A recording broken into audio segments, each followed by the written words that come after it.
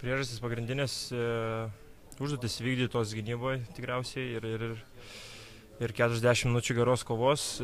Komanda Lenkijos tikrai gerai žaidžia ir galbūt net nustebino su savo gynyba tokia klampi ir nelengva žaisti prieš ją, bet geros gynybos dėka mes išlaikėm persvarą ir laimėjom.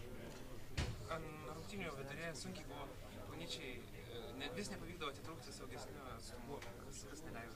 Jo, kažkokios tokios problemos, puolime perdegimai, kažkaip gal žaidėjai nuo suolo netaip įsijungė, toksai paskubėjimas galbūt buvo kažkuriuose atakose, bet sakau, gerai gynėmės ir to pasakoje išlaikėm tą skirtumą. Kauno Žalgirio komanda apskritai Eurolygos sezone yra prieš paskutinė pagal renkamus fiziškai taškus. Kas stringa, paėmė susižaidimo dar to kartas? Nemanau, kad susižaidimo, tiesiog kartais netgi trūksta tikėjimo savimi, galbūt kaip jūs matėte antram kėlinyje, berods taip. Tai kartais galbūt trūksta daugiau pasitikėjimo, o šiaip tai susižaidimas, manau, kad visada jis tik tai gerėja ir tiesiog reikia pasitikėti savimi ir mesti krepšį ir pataikyti.